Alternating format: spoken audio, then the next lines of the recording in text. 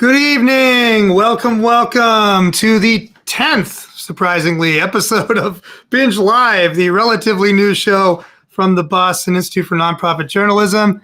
I'm Jason Pramas. In some direction next to me, which I pointed the right way, is Chris Faraone, co-host of this fine show. I'm going to try it. Ready? Okay. I did it right. Yes, we got it. Woo, all right. And then below us is our guest for this evening, Mattea Ortiz, a Simmons University student, journalism student, or actually, wait, what is your major? Communications with a focus in journalism. There you go. Do they not have a comic book major, Mattea? No, I'm afraid not. And Mattea is a BINJ reporter, so like a few times over now, which is very impressive to us. So we're just going to chat. And our main order of business is to find out who is Mattea Ortiz? Like, what is Mattea's story? So why don't you give us some background, Mattea, about yourself and where you're from and like how you ended up at Simmons and getting into journalism and all that. Just fire away. Yeah, so like I said, I'm a communications major with the focus in journalism. I am a sophomore right now, and I'm from Connecticut, so not super far. But I ended up at Simmons mainly because I just really wanted to be in Boston. My sister, whom I love, has lived here for a couple of years now. So me and my family would visit pretty often. And whenever we did, I was just like, oh, the city seems so cool and like queer and nice. So it was definitely like on my mind when I was looking at schools. Because like I did want to get like away a little bit, but like I also love my parents, so like I didn't want to get like too far. So just like I had applied to like a couple different state schools, and then originally I did really want to go to Emerson, but they have the worst financial aid in the country. So, yeah, and one of the highest sticker prices. So yeah. It's not a good combination. And then Simmons was honestly just a school that I had discovered at a college fair. Where I was just kind of like aimlessly going to schools that were in Mass. And then I was like, oh, okay. So then I like wrote it down somewhere. And then when it came time to just like actually deciding on a school, a lot of the schools I applied to in Mass and just like Boston specifically had either rejected me or were just too expensive. Whereas like Simmons was giving me like a pretty good deal. Good. So let's get it out in the open. How much did the comic book stores and we'll get to that, but I just have to it comes up here, play into it, and how much did you let your family know? Like, that's a big because we definitely have something special going on in Greater Boston. Because you could have gone to New York City or Albany and still been the same distance, like from New Haven, right? Yeah. So I mean, I don't know. Honestly, I feel like I probably should have thought more about the comic scene when I was coming here, but I guess I just kind of like assumed it would be good enough. There actually was a store in like on Coolidge Corner that's now closed, but then there's a new one that's like next to where it used to be. But there's one there. I was like, oh, I'll be able to go there and stuff. And like I think at that point, I guess I had more of like a glorified view of Newberry Comics, whereas now I have a bit of a disdain for it. It's mostly Funko Pop, right, I think, at this point. I'll give it to them. They definitely had a selection when there wasn't a lot else, and they, I'm always surprised at what they do have, but yeah, no doubt about it. When I was young, it was a real comic book store. Yeah, but yeah. So, you came up here and you haven't been here all that long, but you've obviously leaped headfirst into this various scenes. I don't know, what was I going to ask you? I mean, is there anything worth saying about, growing up in New Haven that's of interest to the people in People Land? Well, I would ask also, how about like news wise, like, we're regaled with stories of the New Haven Independent, one of the early nonprofits. I don't know, but do you have any experience, like any news stuff going on, any interest of yours, of your hometown? It's obviously different when you're watching your own hometown get covered rather than having Neiman reports tell us how great an outlet is. Yeah, I honestly like growing up wasn't like super aware of the New Haven Independent, but when I had like kind of internship thing, but with the New Haven Arts Council, I Right. was able to do some articles for them, and they just like kind of had it was like a 5-day program, and then you get to write like articles for them, and you would like meet every now and then. But as part of that like initial program, I was able to like interview a New Haven Independent writer, and just like that was a really cool experience for me because just it was just like a young like woman of color, and I was like, oh, like the like people like me exist, and like they're doing stuff like that I want to do, and like she had like started writing because she just like she like because she like kind of had a disdain for like reporting that she felt like was bad, and I was like, oh, that's I was like, that's Right. cool. So Yeah, then like be the that. change you want to see in the media. I have a Yeah. question about that though. Like, so I'm really curious about, as a young arts reporter person, really interested in various cultural uh, fascinations, things going on, right? And who gets out there. When I was coming up, and God knows when Jason was, there was just so much arts writing and reporting. Yeah, that's The right. weeklies that I wrote for. I'm well aware that there is still stuff. You have to know where to find it. But what is your like general impression? Like, do you think do you say, oh, everything you're interested in, like every time a new graphic novel is coming out that you might, are there like 50 reviews of it, or is there a lot out there? I mean, there's always gonna. I definitely want to talk about you filling niches that you don't think are there, but in general, is your perspective from your perspective, is there a lot of like say comics writing and stuff like that, and is it decent stuff and good stuff that you actually like? And I would also ask, like, what do you read, what do you subscribe to, or whatever. Yeah, I feel like there is a lot in terms of like quantity, and especially like, with like the boom of like the superhero movies in like the last like decade Ah, or so. Yeah. But I think that that's also heavily influenced how people talk about comics, especially online. And though like there are, I think, like a lot of like comic book like even like channels on YouTube which like may have like millions of subscribers and like tens of millions of views on their videos. Honestly, I feel like a big issue with like just like discussing and analyzing comic books right now is that a lot of media about comics kind of just explains the plot of them. So like Yeah. mm-hmm. if you're to look up like even some of the most like famous comics of all time, it's like people say they love them for all these like deep like in-depth reasons, but like if you're looking at it on YouTube, you're just going to find a lot of people like recapping it, and I feel like it's Right. kind of become like some sort of game of just like people who aren't willing to like want like read the books, but they want to know what's Mhm. going to happen in the next Avengers movie. So they're not going to read like whatever Marvel event might be adapted, but they will watch a like 4-hour video recapping it. And like I think that is especially just something I that really pushed me to just like kind of want to go into just like covering like aspects of the industry and just showing like actual people doing actual work rather than me being like, in this issue of this book, this is what happens. Yeah, so let's talk And about Well, that. Talk about getting behind the, peeking behind the curtain and really seeing, because listen, I started as a music writer, and I always say, not a total groupie, but definitely a groupie. But really, the whole thing for me is like, if it's happening and I enjoy it, I want to see what's going on under the hood, right? So, well, to yeah, like tell us how did about, you get into it? yeah, tell us how did you Like get into like beyond being a reader, and I don't know, is it just being there, hanging out at stores and what conferences? role did it play in your development? Like Yeah, this kind of stuff, because you're yeah. obviously way into it.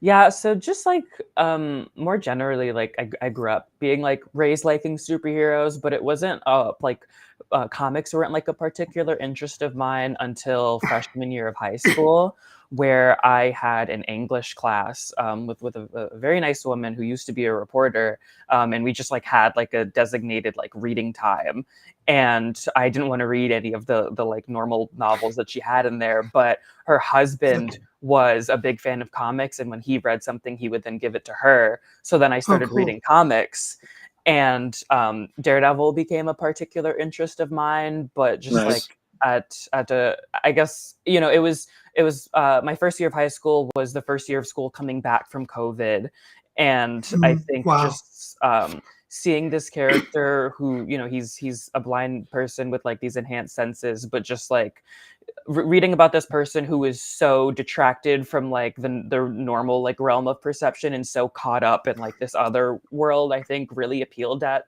like to me at that point in my life, because I did feel like I was just dealing with so much like dissociation, not like just from the pandemic, but just like being in high school and just like feeling like I didn't really have people like that I connected to like outside of like my family or online friends. But the something that I you know I do find a lot in superhero books is I think like reporters are a common motif.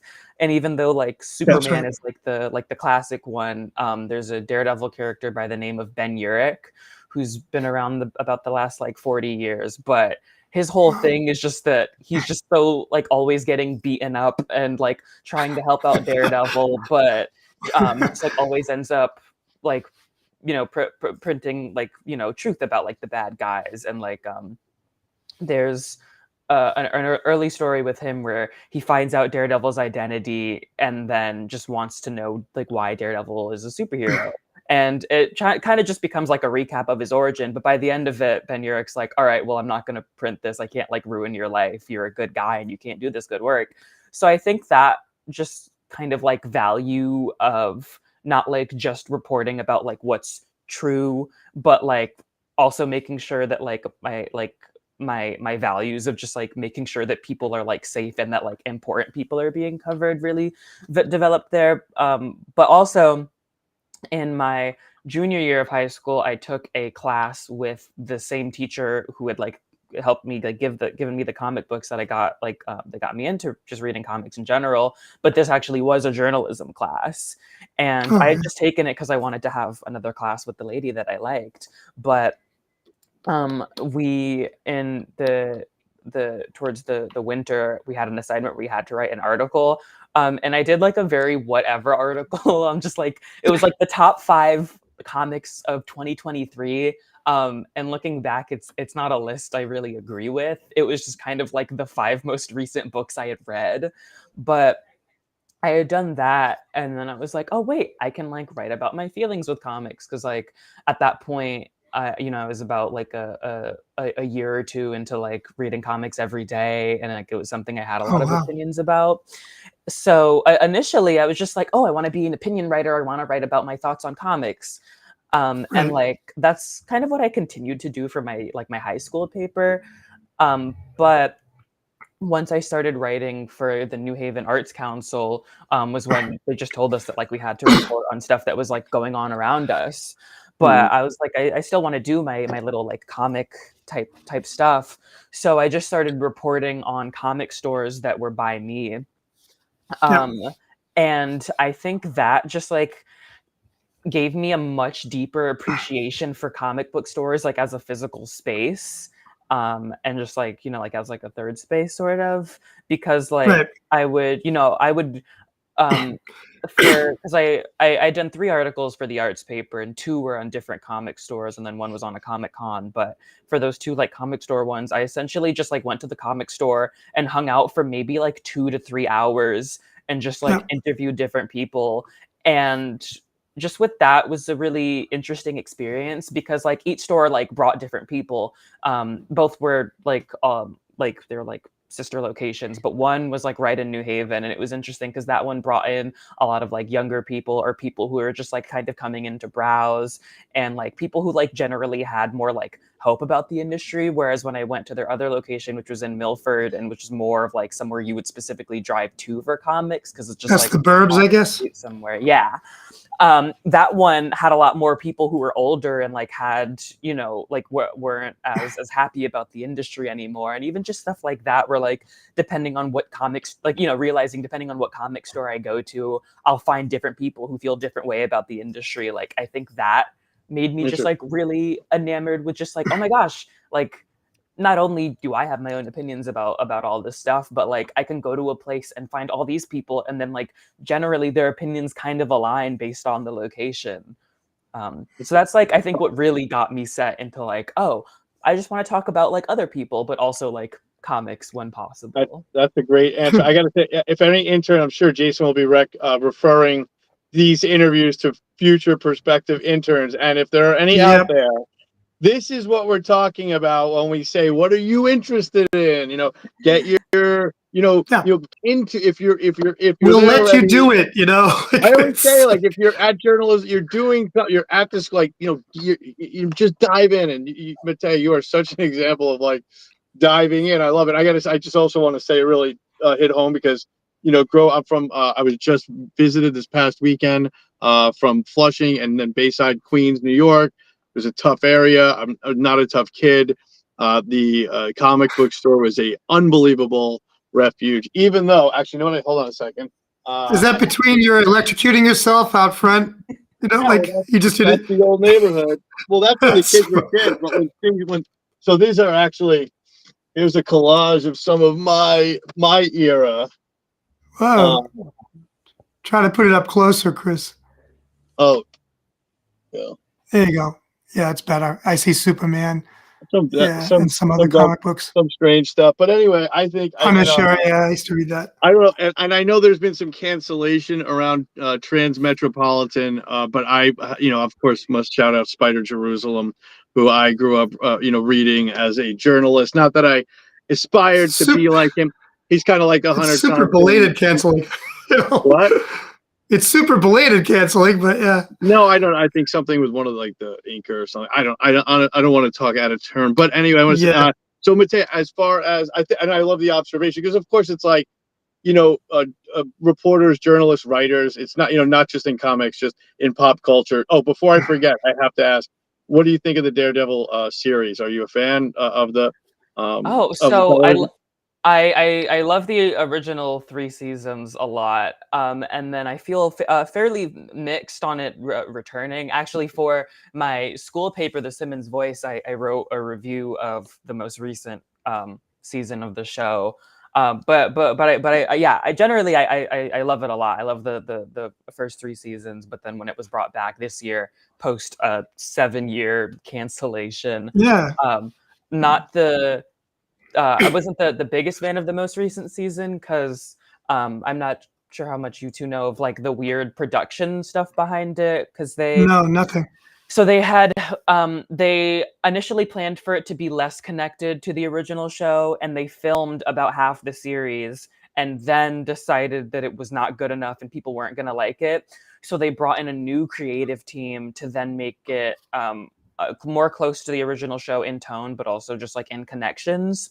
But they still kept that original footage. So, and then it's, I think 9 episodes altogether. So the first and last 2 episodes are fully the new creative team, but the rest of the season is this weird like Frankenstein of like just different cinematographers, different writers. Yeah, so that was a weird thing because you'll get some episodes where you're like, oh my gosh, this is so good, and then other ones where it's like, what does this have to do with anything? So that was a weird one. But the upcoming season is about to be all the new creative team. So I'm trying to keep hope in that. And there was also just the new Daredevil run announced with the first Daredevil woman writer on a run since the early 90s. So I'm excited about that. Wow. That's yeah. Well, why don't we retire it with them? What is your favorite run of Daredevil then? While we're at it. Oh, okay. I think I have to say Mark Waid and Chris Samnee's run on the title from about 10 years ago. That one, it brings a lot of the like Silver Age flair back to the character in a way that like it's not just like swashbuckling fun, but also like really diving into his depression, like of Daredevil. And that was also just like that run was really fundamental in like me coming out as queer because that is kind of finishing and about like a 15-year long arc that had gone through like multiple different writers of just like Daredevil like learning to be more open with the people who are important to him, knowing his identity as a superhero and being honest about what that entails. And like even like but before initially like coming out to my mom, I was like reading like the final pages of that run just to like hype myself up. And I think that one really left a good impact on me because I think it has like all the fun that comics should have while also having the like in-depth like grounded characters Now, that I really like to see in my Daredevil. I don't hear a lot of like anti-Marvel or anti-DC snobbery from you. What's it like to operate on the ground with the local creators, with the shops, with the independents, who are the people you mostly have access to, I assume, and to run around in that world, things like mice, but to also, I have this as a hip hop critic. There's this huge chasm, and I know there's some crossover, but I can tell that you kind of like it all. I think I don't want to put words in your mouth, but how do you balance that, and where do you? I'm sure you're not a fan of all of the big studios practices. Who could be? Where do you draw lines, and how do you give attention to all of the above? However you want to address it, but how do you operate in that world? Of all these superheroes, some very mighty and wealthy and powerful, and some very small and independent like BINJ. I think I just I try to, I guess, keep an eye out for how much it seems like the people that I'm talking to can care about the characters that they're talking about. I remember for one of my stories that that I had done for the arts paper, but I was talking to a man who said that he liked Daredevil because he I think that he'd grown up dyslexic, and he was like, oh, a disabled superhero, that's cool. And then I think he had a grandmother who was blind, so keeping I guess trying to keep an eye out for when people seem to have that connection that seems to really mean something to them. But I don't think I'm personally fueled by any pro DC, pro Marvel. I think they should both compete so that we can all have better books on both sides. But I think I really try to keep an eye out for what seems like people actually care about, because you can ask someone their favorite books and they can give you a list and say that one had good art, but if they're not, I guess, saying what emotions it really evoked in them, then maybe it's not the most worthwhile thing to write about sometimes. If there is something else that they can mention where they really connect to. And I think, I guess in terms of navigating more of the indie stuff that I've really been able to do with BINJ, I think just I try to keep in mind that I never want to throw shade at anything, whether it be the big comic industries, even if they have their issues or whatever, but just more so making sure that people know that there's more out there. And with going to and covering some indie artists at the Wicked Comic Con convention from a month and a half ago, it was really interesting to do that because there's Marvel and there's DC, and then there's the indie brands of IDW and Dark Horse and stuff like that, and it's those are all indie, but then with something with Wicked, you're super indie with it, where you're talking to these people who have 1,000 followers on Instagram, and it's it's as compared to Marvel having these millions. So also, even a Dark Horse been around since I'm a kid. I mean, Dark Horse put out the Terminator comics. Absolutely. Some of my favorite, literally, I loved the Terminator comics back in the day, and a lot. So a lot of these small, and of course, just like with music, a lot of independents are distributed by the bigs, and there's a lot of crossover. But I love that point. That really, obviously, this is to the point underground, and yeah. So actually, why don't you tell us just about Wicked as a brand, as a convention, and some other conventions that you look forward to around here? Yeah, we threw the article up here so people can see it. One of them anyway. Yeah, Wicked, I thought was a really interesting Comic-Con because just once getting this internship, I really was just looking up comic events in Boston, and then I had seen Wicked come up, and then I found out that it was free, which was something that felt very foreign to me. And then when talking to founder of Wicked, Bob Shaw, he said that it seemed very foreign to a lot of people, because it's really just a convention that is centered around focusing indie artists, and with it being free, that obviously means that it makes less money. But with talking to Bob Shaw and even some of the artists, I think that causes for a much stronger focus on the indie creators, which I think really is needed. It's fun to go to a Comic-Con and take a picture with the guy who plays Daredevil. I've done that before, but it's you know, it's a completely different experience to really be able to just like go to a convention that is almost like entirely indie comic book creators, and if someone's not an indie comic creator there, then they are somebody with their own like crocheting business or like a comic shop itself. So I gotta say, as a parent, you know, who stretches it to make it work when I need to, you know, if you have a few kids, I got a nephew who I bring to stuff like this. It's just unaffordable to go downtown sometimes, and like, and then you're in there, and it's a Comic-Con, and then it's like, you know, a Comic-Con is not like even some of the video game conventions where there's really not that much for sale. This is like super expensive. So this way, at least you can go, and if you're going to spend some money, it goes to an actual artist. Imagine that, you know. yeah. And does Mice have a cover or not? I forget. The Mice, you know, thing at Leslie University. Independent Comic Expo. I think they do, but you know, there's always programs, and there's, you know, you know, Mice is definitely always looked out for, you know, things like that. I'm not sure if there's an actual cover though. I'll have to check that out. I don't remember there being one, but it's been a while Mice, since I've by been the there. way. Always props to that whole crew and our good friend Tak Toyoshima. So I don't know, Jason, if you think I just had a question about. Yeah, I just wanted to. You can continue ahead, if you want. I have a good ending.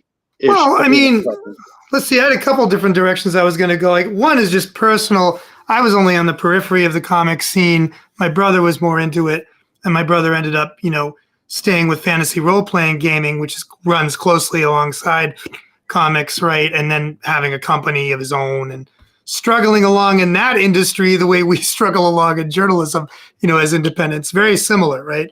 And I think it's the same for my friends in the comics industry too, especially those that work for independents. But I will say that in terms of your own journey, certainly, like, I guess, so I was in the Bronze Age of comics, you know, as a teenager and stuff, because it was prior to 1985. And we were seeing comics like the X-Men in particular, but others as well, make queer kids feel valued, right, and seen. And I think that translated into more queer kids going into the comic space than had been there previously, right? And now it's, I don't know, would you say it's dominantly a queer scene or what? I mean, because I don't know. I'm older. I haven't been around in a long time.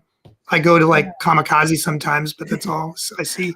I think it really is like mixed now because it's even just something like going through like the Daredevil like side of Twitter can be crazy because it's like you'll get these guys that like Daredevil because he's a white man upholding Christian values, and then you get other people that are like, I want Daredevil to kiss Kingpin, and it's like they can make that happen, you know. So. Is there a Christian? Is Daredevil a practicing Christian? Is that a thing? Yeah, he's like a Catholic failure. He's trying to be. I know a lot of those. I don't remember that. I always did like Daredevil. That I did not remember. That it's interesting. But I think with the comic scene, I think that queer people do definitely take up a large portion of that audience. And maybe even in some spaces the majority, especially more so for like indie stuff. But I think less so now. I think in the last maybe 5 to 10 years, I feel like that's at least been less of the focus. I think at least with Marvel, the 2010s felt very queer within their books. That's like when the Daredevil run that I mentioned before with the Mark Waid one I really liked. And even just the creation of a lot of characters who even if they weren't like explicitly like queer, the books just like didn't adhere to the superhero norms. So like the 2010s saw the birth of like Miss Marvel, who's Pakistani, or Miles Morales, the Black and Puerto Rican Spider-Man, or even just books on like like characters who were like lesser or like more women, of like She-Hulk or Squirrel Girl or Spider-Woman. And I think I love definitely Squirrel Girl, by the way. I gotta say, I don't know Squirrel Girl. I'm just behind the times. Yes. I okay. Well, anyway, I just wanted to shout out Squirrel Girl for sure. And just like stuff like that, or even like, you know, the return of like Jessica Jones getting some more like books again after not really getting anything for a decade. So I think like even though I guess it doesn't seem like as queer people we are really like the focus in comic books, or at least mainstream comic books right now, I think that definitely more so like felt like the case about 10 years ago, which wasn't super long ago. So even people who I know now and go to school with, they talk about like the Marvel books that they like, and it's like all the ones that were coming out when we were ages like 9 and like onward, or like I don't know, like so I think even though like it's not really what's being catered to like right now specifically in that more like industry based lens, that was something that was happening like about a decade ago, and I think that impact is like still definitely felt in like how people make books or even talk about books online now. I mean, in general, that scene, from what I see, is wildly diverse compared to when I came in as a kid. It was really like it was like a guy thing, comics, you know, until, to me at least, and I'm not an expert, the 80s, you know, when I was a teenager, it started to be less so in many different ways. And now it's, I mean, the comics themselves have changed as more people came in and, you know, had the dream to produce their own comics and then did, right? And that changed a lot of stuff.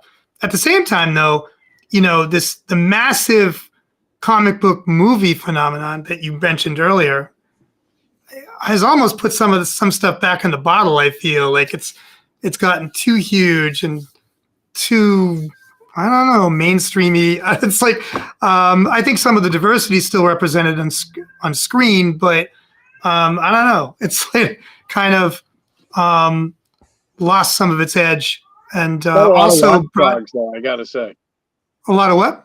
A lot of watchdogs compared to other genres of. Well, that's what I was getting at. There's a lot of real reactionaries that are like furious about comics not being just like white guy world or something, you know, straight guy world, like maybe people thought it was earlier, although there were always examples of stuff that wasn't that from the beginning. You know, it's not like new, but I don't know, you know, what have you observed?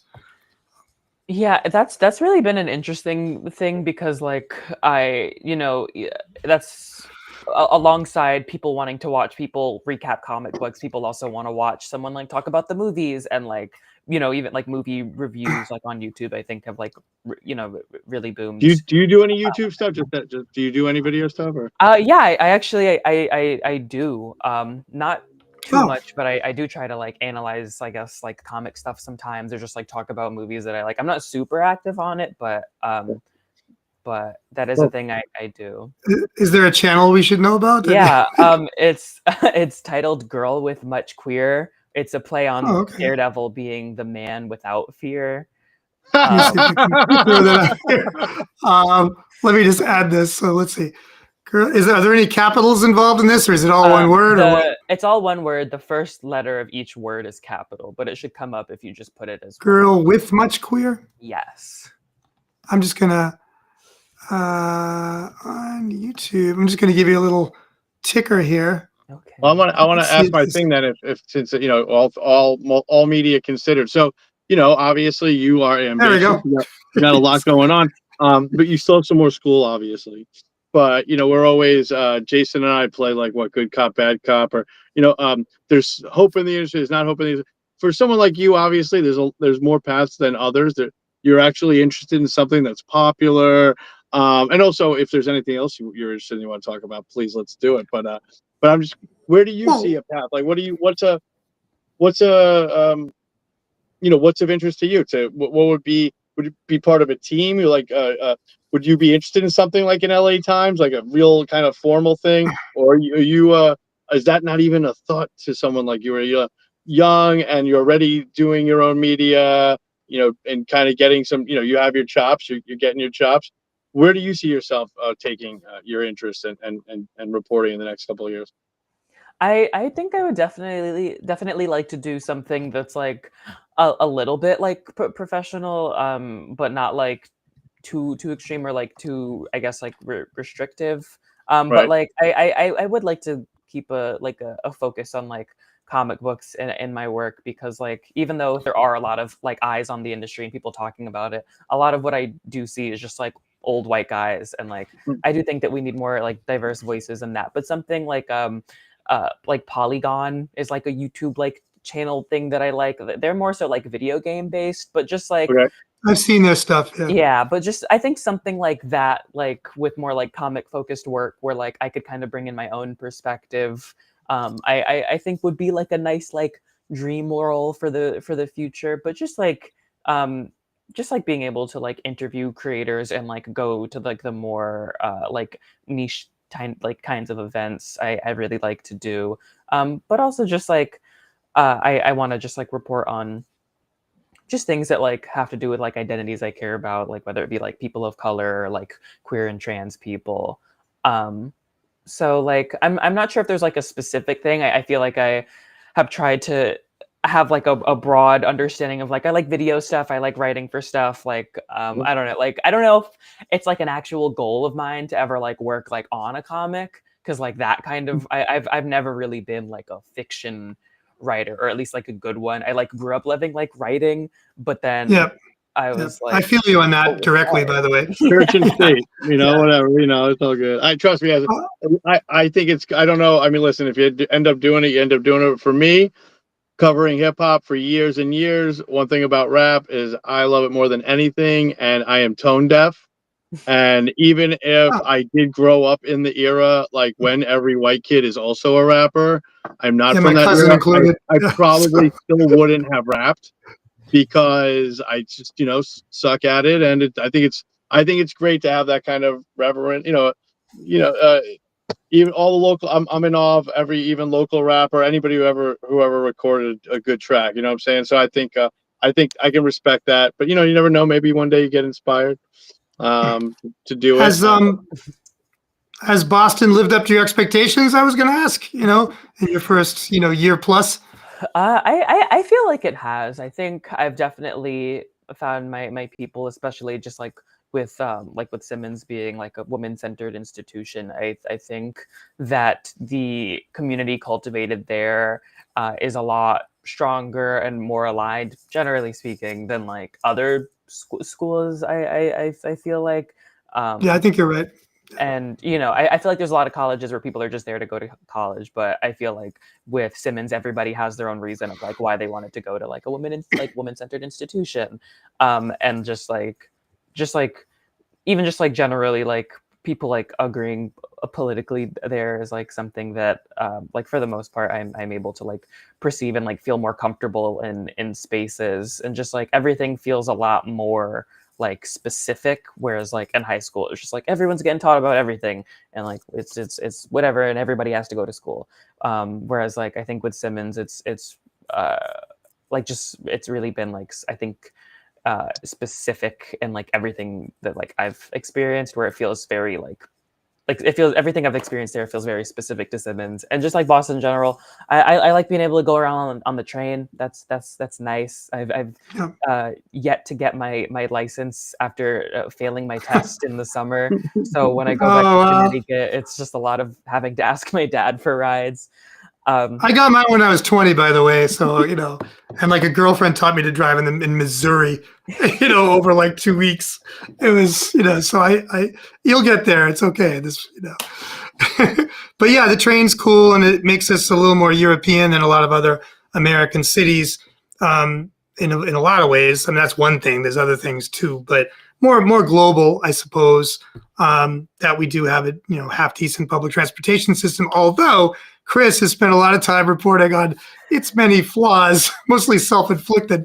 Yeah, I mean, it's one of those things where I think it's important to keep on it constantly. I do respect, though. We've had many interns this semester who one of the things they really love about Boston is the public transit. I think so we take it for granted, but also I think right now my attention is elsewhere because the MBTA is not the bane of my existence, not just personally, but as far as what we hear from readers. I will say that winter is coming, so prepare. But of Literally, course, when you're downtown, it's also not the same experience that everybody else necessarily has. But nevertheless, but Game of Thrones is like when Mattea was like a little tiny baby. Like no, I almost feel like scared doing references like that. Like it's like is that too distant? did I make a Game of Thrones reference? Yeah, winter's coming. Yeah, Oh you no, did. I am not a Game of Thrones person, but I understand that, but nevertheless, you did. I meant winter is literally coming when the trains stop working. That's why I said literally. I wasn't sure if It's you funny meant that. because But yeah. I got to shout out Nate Holman. So you said it's funny that you said Game of Thrones because what I'm looking at on the screen is our sidebars for his piece about sword fighting in Boston. A medieval, very crazy people who wear 100 pounds of armor and charge at each other. So Wow. Let me see if I have up here. No, I don't. Um, I went to Mattea's channel before I forget. no, you put it up. I saw it. Oh, you could see it. Yeah, I saw I it. did not. I did Well, not not the mean to do channel. that. I saw the advertisement. Oh yeah, no, I got that up still, but I just also put the like Mattea's doing a lot better than this channel is already. So yay, Yeah. 781 subscribers. So folks should go subscribe. We can add a note to the text on this video as well. But Nice. Yeah, that could be a career path. You never know. I think that's what it's all about. I think just charge, and I will follow as well. Yeah. Anything else you wanted to talk about? Any shout outs? Any favorite stores or artists or anything like that? I really love Comicopia. Great store there. I think I've definitely felt fostered community more than I ever really have at any other store. There's places that I've gone to, like even as a regular, where like sometimes I question if the creator even likes comics. There's one comic store that I used to go regularly to with my brother every Wednesday. We would go since that's when the new books come out. But the most conversation we would ever get with the owner there, who was the only person who worked there, was just like, "Oh, you like this character? Okay," or "Oh, that cover has good art." And there was never anything that even like hinted that he had like kind of peeked inside of a book before. And then I feel like at other places it's been more so where the owner just kind of like talks at me and I don't get to say too much, but like at Comicopia, any week I go there, no matter like what like employees are there, I feel like there's always a chance that I will spend like an additional hour just standing in the store talking to the person like running the front desk as I step aside for people to then buy their books, and then I take their place again to continue conversation. And even like with people there who I've interacted with, like even like a singular time there was just one time I went there and there was a couple people there, and then I was getting this getting the current Daredevil run, and then this guy was like, "Oh, how do you feel about that?" And I was like, "I actually really don't like it." And then we talked about why we didn't like it, and then I didn't see him for maybe another 6 months, and then maybe like 2 months ago when the book got canceled, he was like, "Hey, did you see the Daredevil book got canceled?" And I was like, "Yeah." And he was like, "You were the first person I thought of when I read that news." And I was like, "Oh, thank you, guy I talked to about Daredevil once 6 months ago." And then we talked about it being bad again. So like, I think with Comicopia, both with the staff and just like the people who go there, I've really felt like there is like an actual community, and also they're like they have like pride flags everywhere, and like not only do they like say they care about queer people, but like they have sections for like gay manga or like LGBTQ like graphic novels and stuff. So it's not just something that like they speak about, but it's something that you can find like physically and like practically by going yaoi and stuff like that. Yeah. So, well, I'm sure that when it is that perfect for what you're looking for, you only spend that much more money. I have to like not walk into certain stores and everything, all the cliches, but when the paycheck's there, we go shopping, maybe. That's what it's all about. And I don't have any more room for any other things. My nephew's now into manga, so that's also expensive, and he likes to tell me how fast he reads them. So. Is that a virtue? I don't know. I don't know. It's not what I'm paying for it. I want to marinate with it, kid. You know what I'm saying? With me, it was science fiction books I'd burn through, like 80 in a summer, like that kind of thing. And still have a lot of them, but I'm kind of getting back into it now. But anyway, all right. Well, let's see. I guess we're closing in on the close of the show. That's great. We got plenty. We got a lot here. Let's run it. We do. So Mattea Ortiz, thanks very much for coming on BINJ Live. And next week, Chris and I are probably taking the week off. We may just decide to drop one in next Tuesday anyway, but let's assume we're going to be back in 2 weeks on the Tuesday after Thanksgiving, Giving Tuesday. I suppose we could do a little light fundraising. It's the biggest fundraising day of the year, supposedly. But in our experience, the problem, Mattea, is that with literally every nonprofit trying to fundraise that same day, we just don't make as much. We used to guilt trip ourselves over going. Remember sending the thing out early, and then now everybody sends it out early. Everyone does that the day before and stuff like that. And I just invented a new thing. Like yesterday in our national consortium that we started, I started talking about Weeping Wednesday and Trauma Thursday, when we discovered we didn't make a lot of money at Giving Tuesday. Anyway, we'll be back. Definitely Giving Tuesday, possibly next Tuesday, if we feel like it. If you want to say something about the holiday or whatever, or some other big thing that's come up. But thanks again, Mattea. And thanks everyone for watching, and we'll be back. See you soon. Bye. Now I'm going to press the end stream.